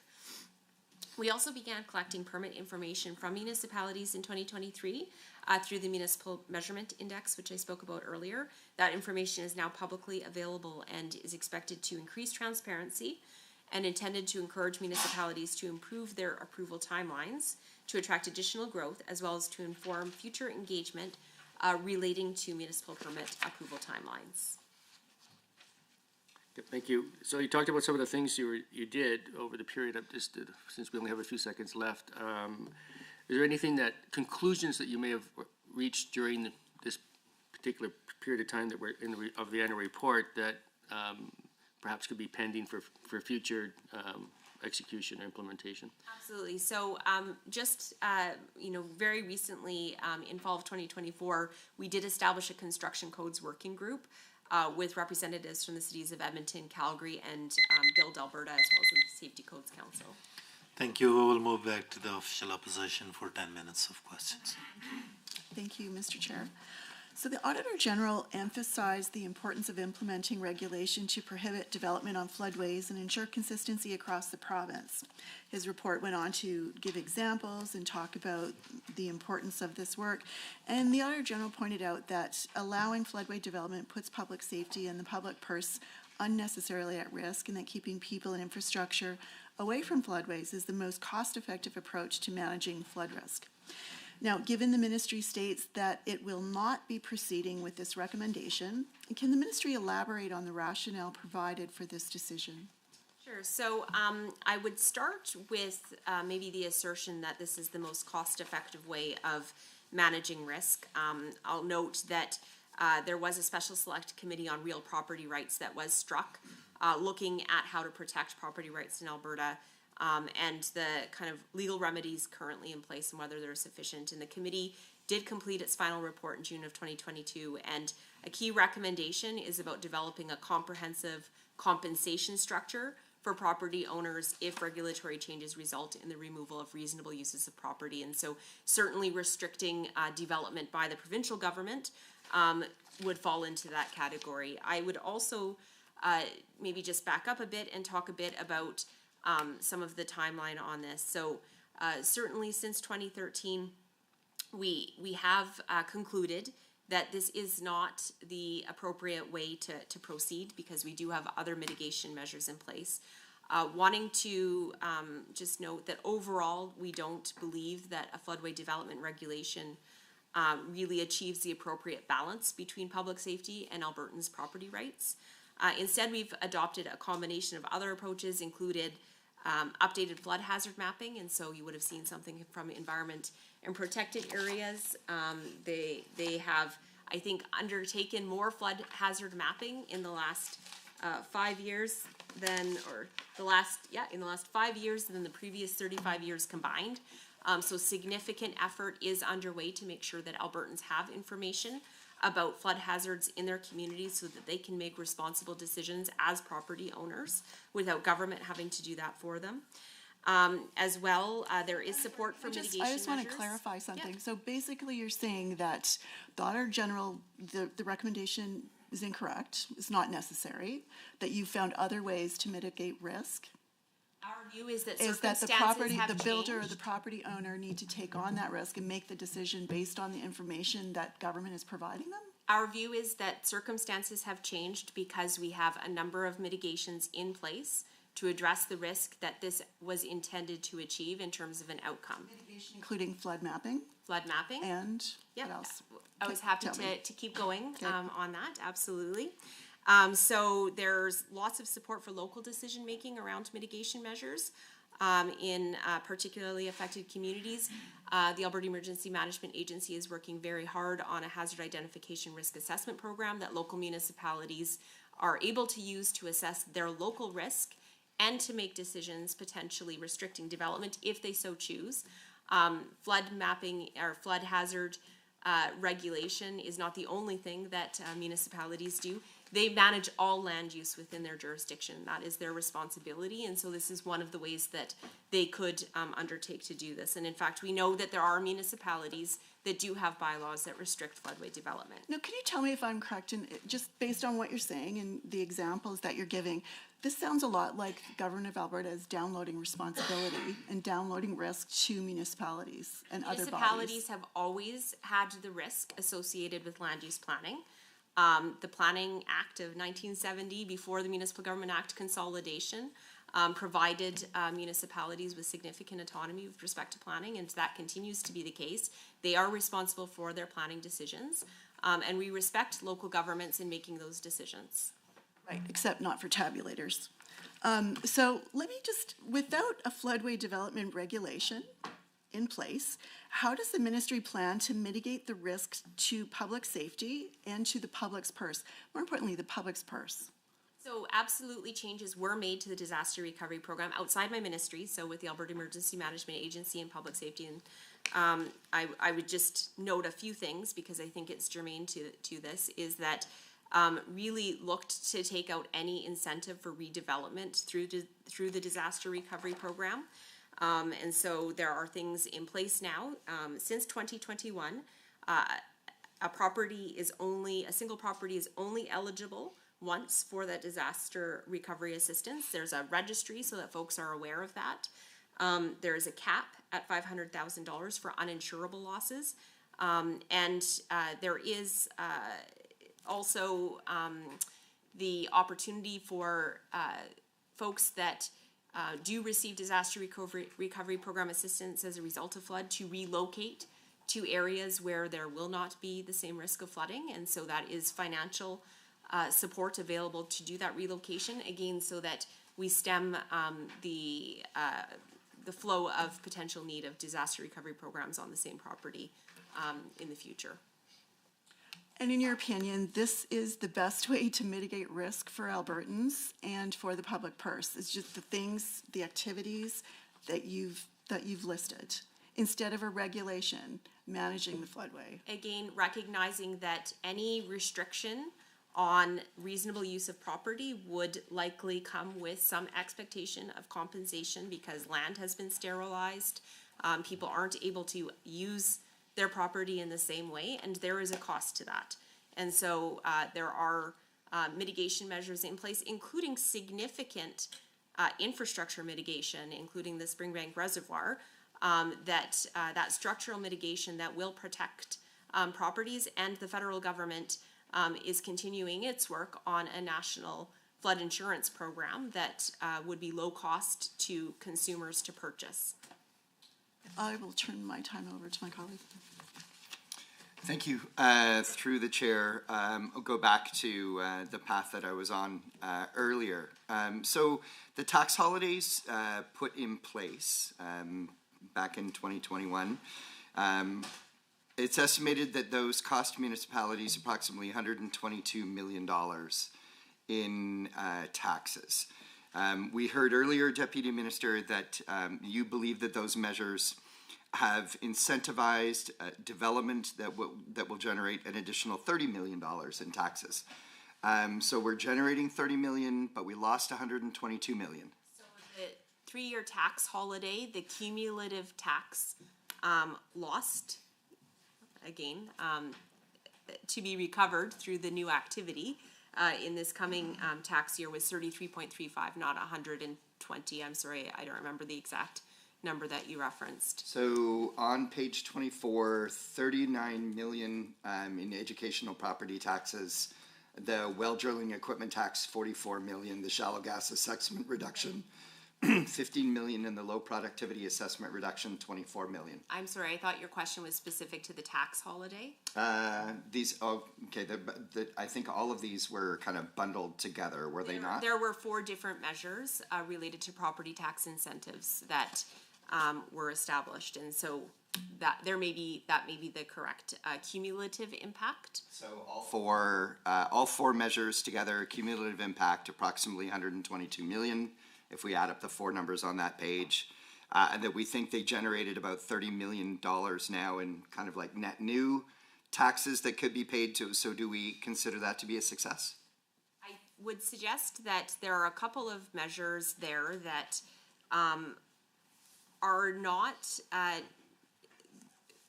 So the pieces around lower depreciation for decreasing the depreciation on lower producing wells, so adding an additional depreciation on the assessment of lower producing wells, the 35% reduction on shallow gas. Those are really measures in place because our assessment models have not been updated in over 20 years. And so those are likely more accurate reflections of the actual assessment of those particular pieces of property. How do we help municipalities kind of plan their way through that? So this was understanding the need for that the assessment's out of date, but the municipalities weren't really preparing for like a changed assessment. What did we do to backstop that loss of funds to the municipalities? So certainly there were lots of, as we know, these were brought in during economic volatility, the COVID-19 pandemic. There were additional funds that were provided to municipalities unrelated to these tax incentives, but to be able to support municipalities through some of those challenging circumstances. I'd also note that through the assessment model review, we have developed a new process for assessment year modifiers, which change the value of. Thank you, Deputy Minister. We'll move back to the government for a block of 10 minutes of questions. MLA Johnston. Thank you, Mr. Chair, and through you to the Deputy Minister. I read on page 10 of the annual report, the Tribunal delivers fair decisions. This is about the Land and Property Rights Tribunal. They deliver fair decisions on property assessments, on appeals, expropriation, and surface rights disputes. They offer a pre-hearing dispute resolution process and provide certification training for municipal assessment and appeal board members in Alberta. So first, to the Deputy Minister, what is the Land and Property Rights Tribunal doing to improve accessibility for rural Albertans who are impacted by surface rights issues? Thank you for the question. So the tribunal has taken several steps to improve communication and accessibility to assist rural landowners with understanding the tribunal's various application processes, procedures, and their rights and obligation under the Surface Rights Act. And so this does include changes to the hearing process. Parties are offered the option of attending a hearing virtually or in person to address surface rights matters. So for parties that maybe have poor internet connections, the tribunal provides a space in its office if they elect to attend virtually. And when they're there, they are supported by IT specialists. The tribunal also provides parties with an opportunity to test their technology in advance of a hearing. And of course, if folks want to continue to do an in-person hearing, that is absolutely something that is offered to them. To assist with preparation for hearings, the tribunal does, as the member mentioned, convene a pre-hearing conference. That's facilitated by a tribunal member. They provide information sheets to support landowners who may be unfamiliar with the process. And as parties are working to resolve disputes, the tribunal does offer dispute resolution and mediation services at no cost to provide information and reduce the number of incomplete applications that the tribunal is receiving. The tribunal did attend multiple in-person information sessions in rural communities throughout Alberta, and looking to be able to support with the application process. And certainly the tribunal has always been available to assist applicants over the phone, but we did also support the implementation of a new telephone system to track all calls and ensure that we're responding to any inquiries that are coming in a really timely way. thank you, through you, Mr. Chair, to the Deputy Minister for that answer. You did touch on my next question. Perhaps you could expand on a little bit more. On page 10, it mentions that pre-hearing process, and you mentioned that as well. Could you go a little bit more into further detail regarding that process? And then are there other examples of similar organizations from other jurisdictions? Absolutely. So that pre-hearing conference that is facilitated by a tribunal member is really intended to assist parties with preparing for the hearing, discuss hearing dates, exchange information, and so forth. To assist parties in resolving their disputes at the pre-hearing conference, we do offer, as I mentioned, that mediation service at no cost. And if we hear that folks are not interested in formal mediation, there could be the offer through the pre-hearing conference for more informal dispute resolution, which is referred to as a settlement meeting. So parties can go to a settlement meeting and informally discuss the dispute with the tribunal member. And really, I would say overall that pre-hearing conference is important to help folks to prepare for the hearing and hopefully potentially resolve their dispute rather than having to have the tribunal decide it for them. With respect to the cross-jurisdictional or the review of whether or not similar organizations offer this, we do know that there are boards and tribunals across Canada that have a similar jurisdiction to the Land and Property Rights Tribunal. However, those that hear and decide surface rights matters are generally unique to the provinces in Western Canada with mature oil and gas industries. And so our tribunal is unique in that it deals with a substantially higher volume of surface rights disputes than in most other jurisdictions. And this is primarily due to the Government of Alberta's approach in ensuring that rural landowners are compensated for unpaid surface lease payments owing from oil and gas operators.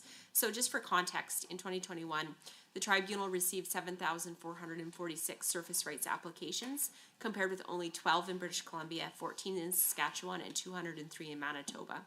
Another unique aspect of the tribunal and its mandate is that we provide certification training to members and clerks of municipal assessment review boards and subdivision and development appeal boards. So a really broad range that is offered through the Land and Property Rights Tribunal. Well, excellent. Thank you, through you, Mr. Chair, to the Deputy Minister for that. On page 70 of the annual report, it discusses the work of the tribunal to strengthen the rights of landowners. And I'm particularly interested in this as it would provide some clarity on the relationship between rural landowners and operators. I understand there are a large number of formal hearings involved in this process. So through you, Mr. Chair, to the Deputy Minister, what is the tribunal doing to ensure landowners are on equal footing with oil and gas operators in terms of having effective legal representation at these hearings? Thank you again for the question. And so I would just start by saying that regardless of whether or not a legal representative is involved, the tribunal does work really hard to ensure that every party has an opportunity to be heard, to ask questions, and to challenge the evidence and arguments of the opposing party. I'd also just say, keeping in mind, landowners are successful and sophisticated business owners. They're running really important pieces of, for example, our agricultural industry, which is a backbone of Alberta. They have the advantage of knowing their land better than any expert that they could hire. However, having said that, landowners who appear before the tribunal can absolutely choose whether or not they want to represent themselves during the hearing or whether they want to retain outside legal counsel or potentially an agent. The Surface Rights Act in those cases does provide for reasonable costs to be awarded to the landowners for their expenses and the expenses of legal counsel, agents, and experts. And so with that in mind, landowners are able to retain a lawyer or an agent to represent them. And when they do that, they have the ability to request that their costs be reimbursed by the oil and gas operator. And so that is one of the ways that the tribunal works and the Surface Rights Act works to make sure that these landowners have equal footing with oil and gas operators who may have their own legal counsel. Well, as an MLA in a rural riding, I really appreciate that, and heavily agricultural and energy as well. That's really important. So thank you, through you, Mr. Chair, for that answer. I see that the longest hearing in tribunal history, which lasted 38 days, occurred during this reporting period. Can you please clarify why this process took longer than expected, and could you share some details about this hearing? Sure, so that, the case that is being referenced here by the member is actually with respect to a designated industrial property complaint involving Fort Hills Energy Corporation versus the provincial assessor. So absolutely hearings of this length are very complex, and the tribunal assigns its most experienced members to hear and decide these matters. In terms of the decision timeline, the hearing ended on November of 2023. The tribunal then issued a preliminary decision approximately 4 months later in March 2024, owing to its complexity, and then requested further information from the parties. Following receipt of that requested information, the tribunal did take another 3 weeks to issue the final decision. Thank you. On page 70 of the annual report, I see one of the tribunal's key objectives was to modernize its processes during the 23-24 reporting period. So through you, Mr. Chair, to the Deputy Minister, how does this translate into improved service for Albertans? The tribunal has undertaken a lot of effort to modernize its systems and processes to accommodate the high volume of applications and appeals that it continues to receive. This includes things like implementing robotic process automation software, which automates the intake of high volume recovery of compensation applications. That was a process that was previously done manually by tribunal staff. The tribunal also launched an online surface rights e-filing portal that allows rural landowners or their representatives to submit recovery of compensation applications online, and then to be able to monitor in real time the status of their application. In 24-25, I know outside this reporting year, but I'm really proud again of some of the work that the team itself initiated. The tribunal launched an online instructional video that includes step-by-step instructions to assist rural landowners with completing surface rights applications. So something they can watch anytime from the comfort of their home to be able to help facilitate the accurate and complete application process. And finally, to improve accessibility and convenience, unless an in-person hearing is requested. Thank you for this final round. Members may read question into the record for a written response for 3 minutes. Thank you.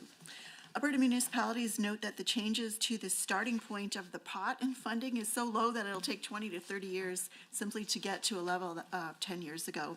So what plans does the ministry have to address this massive shortfall? My next question, ministry provided almost $500 million to municipalities through MSI, which is about 49% of the ministry's budget, and there are zero performance reporting for this metric. How does the ministry measure value for money of MSI?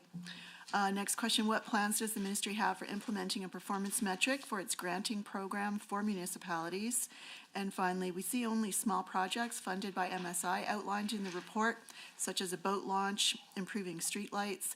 Will the ministry provide capital project details for the more substantial projects funded by MSI? Thank you. I will ask an overarching question. What I'm driving at is what makes the 2023 assessment model review different than the 2020 assessment model review. The report says that the new assessment model review process is to be, quote, deliberate, evidence-based, and stakeholder-driven. I'm curious if the 2020 process was not deliberate, evidence-based, and stakeholder-driven. The report suggests that the review will be followed by broad consultation with municipalities and industry. The original review was followed by broad consultation with municipalities and industry and then thrown out. So I'm curious if the new assessment model will just, why wouldn't you just bake it right in there instead of going through a two-step process where you might throw it out like you did the first time? How much was spent on the original process review and how much is being spent on the current one? Now I'll ask a couple of questions about unpaid oil and gas property taxes. The report acknowledges that the government is aware of the impact of unpaid property taxes, that a new directive took effect in May 2023 to pay municipal tax arrears in excess of $20,000, that in December of 2023, the unpaid tax list included approximately $112 million of unpaid taxes to 56 municipalities. I'm curious if the measures that were taking place are reducing the unpaid taxes owed. The report says that you can't compare to the previous years for various reasons. What we do know is that that 112 in 2023, the RMA has stated in 2024 that had risen to 254 million. So I'm curious if the measures are actually working. That's all. Thank you. We'll move towards government members for 3 minutes. Thank you very much. Were there any significant challenges with the local government fiscal framework replacing the MSI? If there was, if you can just send that to us in a written free form. And then another one, the Technical and Corporate Service Division oversees the provincial safety codes and standards system, provides guidance and advice to its system partners, administrators in a residential protection program, and provides corporate support to the Department of Municipal Affairs. From what I understand, this includes building accessibility. Can the Deputy Minister provide further details on the efforts that were made regarding barrier-free design and accessibility? This other question got answered throughout the day, so I won't repeat that. And on page 71 of the annual report, references development appeals. So some development appeals are very controversial, which highlight the importance for local input. If you could just tell us, what is the tribunal doing to ensure rural concerns are being heard? And that's all I have. Thank you, Member Garth. I would like to thank the official from Ministry of Municipal Affairs and the Auditor General for being here and for responding to the members' questions. We ask that any outstanding questions that need to be responded to in writing, they be provided to the committee clerk within 30 days. And other business, are there any other item for discussion under other business? Seeing none, the next meeting of the committee will be on April 29, 2025 to review the Auditor General's Surface Water Management Report. I will call for a motion to adjourn. Would a member move that the Tuesday, April 15, 2025 meeting of the Standing Committee on Public Accounts be adjourned? So moved. All in favor? Aye. Any opposed? Aye. Thank you. Meeting stands adjourned.